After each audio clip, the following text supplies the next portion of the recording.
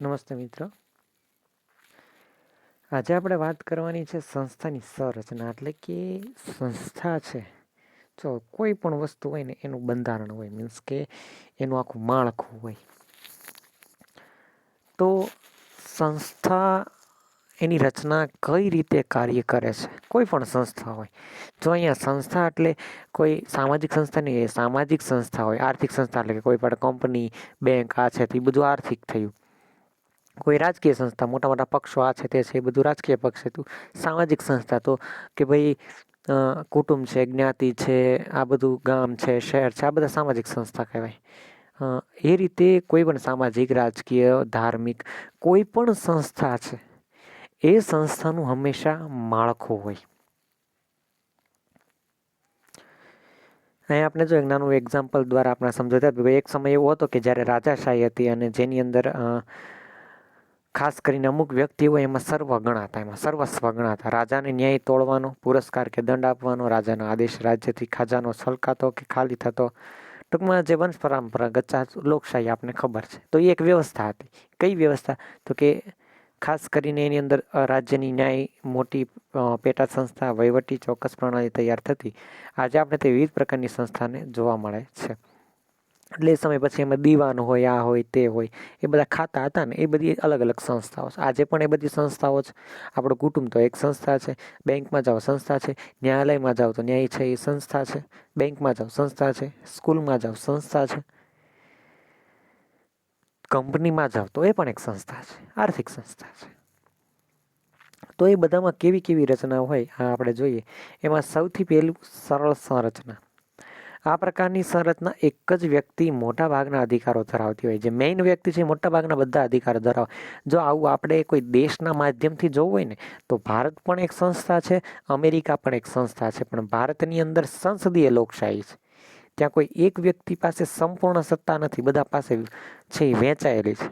જ્યારે અમેરિકા છે એ પ્રમુખશાહી છે, એટલે કે ત્યાં એનો જે રાષ્ટ્રપતિ છે એની પાસે ઝાઝા ભાગની બધી જ સત્તાઓ રાષ્ટ્રપતિ પાસે હોય.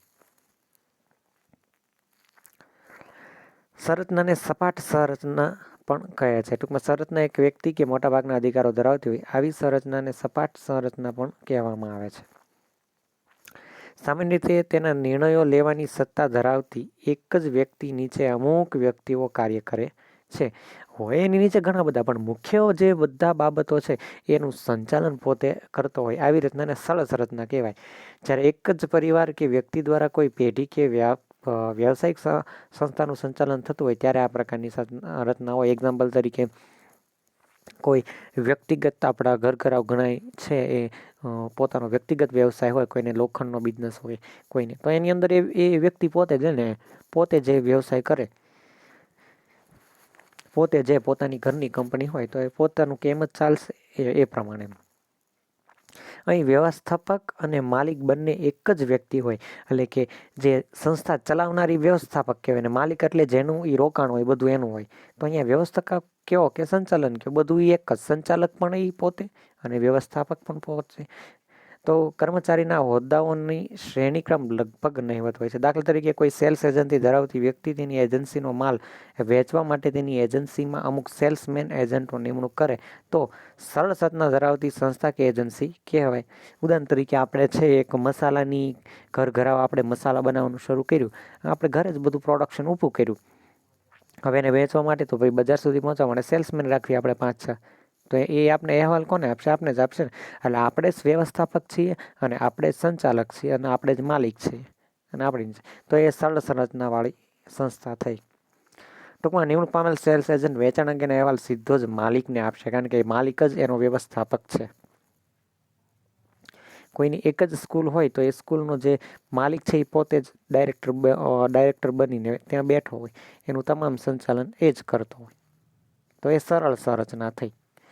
કોઈ ફેક્ટરી હોય તો એ ફેક્ટરીનો માલિક જ સંચાલન કરતો હોય. હા, પણ જ્યાં રિલાયન્સ જેવી કંપની હશે તો ત્યાં આ સરળ સંરચના લાગુ પડશે નહીં, કારણ કે એની પાસે ખૂબ વિશાળ વ્યવસ્થા છે અને એ વ્યવસ્થાને એક વ્યક્તિ પોતે માલિક ચલાવે એ ક્યારેય શક્ય છે ને. એ આપણે આગળ ભણીએ. અમલદારી સંરચના. જે સંસ્થાના કારીગર કાયદાઓ અને નિયમો અનુસાર ઔપચારિક માળખામાં કાર્ય વિશિષ્ટીકરણ મુજબ ચાલતું હોય તેને અમલદારશાહી સંરચના કહેવાય. અહીં કોણ શું કાર્ય કરવાનું છે અને શું નથી કરવાનું તેના નિયમ નિશ્ચિત હોય છે. આપણી મોટાભાગની સરકારી અને અર્ધ સરકારી કચેરી અમલદારશાહી સંરચના પ્રણાલી ધરાવે છે. એટલે શું? તો કે ભાઈ એ સંસ્થાની ઉદાહરણ તરીકે આપણે વાત કરીએ કે ભાઈ કોઈ કોર્ટ છે, કોર્ટ એક સંસ્થા છે, તો ત્યાં ન્યાયાધીશ બનીને જે વ્યક્તિ ભણીને ન્યાયાધીશ બનશે તો એની સત્તા પરફેક્ટ જ છે. એને એટલા નિયમો પ્રમાણે જ ચાલવાનું. એની નીચે છે એ બેલીફ છે તો એને એના પ્રમાણમાં જ ચાલવાનું. એના નીચે ક્લાર્ક છે, રાઇટર છે તો એને વકીલ છે, એને રીતે બધા કામ એક જગ્યાએ કરે છે, પરંતુ એનું એક પરફેક્ટ કામ હોય. પ્રાઇવેટ આપણી કોઈ કંપની હોય તો એની અંદર એવું ન હોય. એની અંદર અત્યાર સુધી કોઈ ક્લાર્કનું જ કામ કરતો હોય, પણ ક્યારેક કોઈ મજૂર ન હોય તરત ક્લાર્કને કહે ભાઈ હાલ તો ઘડી કાંઈ લેતો. પહેલાંની અંદર પરફેક્ટ નિયમો છે. આપણી જે સરકારી કચેરીઓ છે એ બધી કઈ અમલદારશાહી સંરચના ગણાય. અહીં દરેકને ચોક્કસ જવાબદારી અને અધિકાર હોય છે અને આ પ્રણાલીના આદેશ શૃંખલા હોય છે. આપણે સ્કૂલ પણ એક આ પ્રણાલીમાં આવશે, અમલદારશાહી સંરચના, જેમાં ડાયરેક્ટર પ્રિન્સિપાલને કહે છે, પ્રિન્સિપાલ શિક્ષકોને કહે છે અને શિક્ષકો વિદ્યાર્થી સુધી ચલાવશે. આ સંરચનાની સૌથી મોટી નબળાઈ એ છે કે તેમાં કાયદાઓને વળગી રહેવાનું હોવાથી જ્યાં કોઈ એવો કિસ્સો બને કે જે માટે નિયમોના માળખામાં જોગવાઈ ન હોય ત્યારે નિયમોમાં તાત્કાલિક કોઈ સુધારો શક્ય હોતો નથી. અમુક પ્રકારના નિયમો જ ન હોય. એક્ઝામ્પલ તરીકે આપણે આમનો વાત કરીએ તો કે ભાઈ સરકારી કર્મચારીની અંદર જે પટ્ટાવાળા હોય કામ ન કરે એની ઉપર કાંઈ વ્યવસ્થા થઈ શકે નહીં, એને કોઈ કાઢી શકે નહીં, કોઈ પણ કર્મચારી. બરાબર. હવે કાલ સવારે કોઈ પટ્ટાવાળો કામ જ નથી કરતો, બસ આવીને બેસે જે આવે ના પાડે દે, તો એનું કોઈ કંઈ બગાડી શકશે નહીં. તો ન્યાય એ નિયમો નથી, એનું સોલ્યુશન શક્ય નથી ને. તો આવી વસ્તુ જ્યારે અમલદારશાહીમાં અમુક વસ્તુના નિયમો નહીં હોય ત્યારે તાત્કાલિક એના નિયમો બની શકે નહીં. આમાં શું થશે? સરળ સંરચનામાં એમાં તો ખુદ જે માલિક છે ને એ જ વ્યવસ્થાપક છે. એને ખબર પડશે કે આમાંથી આ પ્રોબ્લેમ થાય છે, બદલી નાખો નિયમ. એટલે એ વસ્તુ છે. પછી સમચોરસીય સંરચના. આમાં સ્કૂલ આવશે અમલદારશાહીમાં, પણ સરકારી સ્કૂલ આવશે, પ્રાઇવેટ સ્કૂલ એમાં નહીં આવે. પ્રાઇવેટ સ્કૂલ શેમાં આવશે? સરળ સંરચનામાં. જ્યારે અમલદારશાહીમાં સરકારી સ્કૂલ, ગવર્મેન્ટ સ્કૂલ આવશે. સમચોરસીય સંરચના. જે વ્યવસ્થા બહુવિધ જટિલ અને એકબીજા પર આધારિત પ્રવૃત્તિ થતી હોય ત્યારે સમચોરસીય સંરચના ખૂબ જ અસરકારક નીવડે છે. સામાન્ય રીતે કોલેજ છે, યુનિવર્સિટી છે, હોસ્પિટલ છે અને વિજ્ઞાપન સંસ્થાઓ વગેરે આ સંરચના જોવા મળે છે. હવે જો એનું એક્ઝામ્પલ આપ્યું છે કે એક કોલેજમાં વિવિધ વિભાગો હોય, બરાબર. એની અંદર શું હોય? તો કે વહીવટ વિભાગ હોય, હિસાબ વિભાગ હોય, લાઇબ્રેરી હોય, શૈક્ષણિક, આ બધા પાર્ટ હોય ને એક જ કોલેજમાં. આ બધી કેટલી બધી વ્યવસ્થાઓ ઊભી કરી હોય. પછી વધારે મોટી કોલેજ હોય તો કેન્ટીન પણ હોય, બરાબર ને, ઘણી બધી વ્યવસ્થાઓ હોય. આ ઉપરાંત કોલેજમાં કેટલાક અભ્યાસક્રમો પણ હોય, બધાને અલગ. કોઈ કોલેજમાં BA હોય, MA હોય, અથવા તો અલગ અલગ વિષયના ડિપાર્ટમેન્ટ હોય, ઘણું બધું હોય ને, કે બધી અલગ અલગ ડિગ્રીના વિભાગ હોય. અભ્યાસક્રમોમાં તે કોલેજના ઉત્પાદનો ગણી શકાય. અભ્યાસક્રમોને કોલેજના ઉત્પાદન, એટલે કે અભ્યાસક્રમો ત્યાં ભણાવવામાં આવે છે એટલે એ ઉત્પાદન થયું કહેવાય ને. શું? તો કે ભાઈ અભ્યાસો જ્યાં ભણાય છે તો એ એક ઉત્પાદનનું કામ છે. શેનું ઉત્પાદનનું કામ? તો એ વ્યક્તિને છે એ તાલીમ આપે છે, એટલે એ વ્યક્તિઓનું, શૈક્ષણિક વ્યક્તિઓનું ઉત્પાદન કરે એમ થયું. જેમાં BA, BSc, BCom, MA, MSc, MCom, PhD વગેરેનો સમાવેશ થાય છે. આ પ્રકારની સંસ્થામાં કર્મચારી બેવડી જવાબદારી રહે છે, એટલે કે એક પોતાના અધ્યાપક કાર્ય તરફ અને બીજી પોતે જે વિભાગ સાથે સંકળાયેલા છે તેના તરફ. આમ એક વ્યાખ્યાતા જે મનોવિજ્ઞાન વિષય ભણાવે છે અને તે BA અને MAના વિદ્યાર્થીઓ અને કોલેજના આચાર્યશ્રીની પણ જવાબદારી હોય છે. ત્રણ બેવડી પણ વસ્તુ હોય.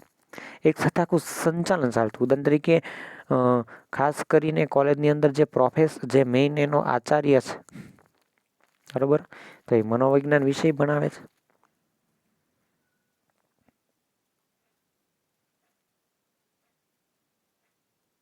બરાબર. તો એ મનોવિજ્ઞાન વિષય ભણાવે છે. સાથે શું તો કે તે BA અને MAના વિદ્યાર્થીઓને કોલેજના આચાર્યશ્રીને પણ જવાબદાર હોય છે, તેમજ મનોવિજ્ઞાન વિભાગના અધ્યક્ષને પણ જવાબદાર હોય છે. એને બધાયનું કામ કરવાનું. ઉદાહરણ તરીકે પોતે પ્રોફેસર છે તો વિદ્યાર્થીને જવાબદાર છે, કારણ કે એને પરફેક્ટ શિક્ષણ આપવાનું છે. પછી તો કે ભાઈ ત્યાંના પ્રિન્સિપલ આચાર્ય છે એને પણ જવાબદાર હોય છે. કેમ? કારણ કે એને એના જ્ઞાનનું રિઝલ્ટ ઊંચું લાવવાનું. અને ત્રીજું, એના આખી યુનિવર્સિટીનું જે વિષયનું રિઝલ્ટ છે એ પરફેક્ટ લાવવાનું છે. તો એના માટે પણ એ જવાબદાર છે. અને ત્રેવડી જવાબદારી એને નિભાવવાની. એટલે જવાબદારી ઘણી બધી હોય. ઉદાહરણ તરીકે એક જ સ્કૂલમાં એક શિક્ષક 3-4 વિષય લે તો એની જવાબદારી વિષય પ્રમાણે વધી જશે. બરાબર ને? પણ એ તો અપવાદ ગણશું. પરંતુ આની અંદર એવું હોય.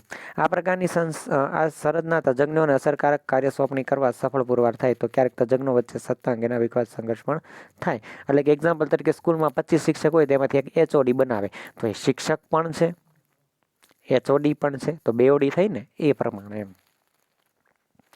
તો આ છે એ વ્યવસ્થાપકના પ્રકાર છે. હવે પછીના લેક્ચરમાં આપણે વ્યવસ્થાપકના કાર્યો ભણવાના છે. બરાબર. એક રીતે આ ચેપ્ટરની અંદર આ પ્રશ્ન છે એ ખૂબ મહત્વનો છે. બરાબર છે. એટલે એને આપણે છે એ વ્યવસ્થાપકના કાર્યો અને વ્યવસ્થાપકની ભૂમિકા એ બંને આપણે સાથે ભણશું. શા માટે? કારણ કે વ્યવસ્થાપક જે કાર્ય કરે છે એ કાર્યના આધારે જ એની ભૂમિકા છે. એટલા માટે બંને આપણે સાથે ભણવું પડે. ત્યારબાદ કર્મચારીઓની પસંદગીની રીતો છે. કઈ રીતે કર્મચારીની પસંદગી થાય એ પણ મહત્વની છે, એ ભણવાનું છે. અને છેલ્લે વેચાણ અને વિજ્ઞાપન ભણી અને આપણે આ લગભગ 1-2-3 લેક્ચરમાં આ ચેપ્ટર પૂરું કરી અને છેલ્લું ચેપ્ટર ધ મોસ્ટ IMP અને હાલની સ્થિતિ પ્રમાણે મનોવિજ્ઞાનની છેલ્લી દિશાને આપણે ભણવાની છે, વિધાયક મનોવિજ્ઞાન. બરાબર છે.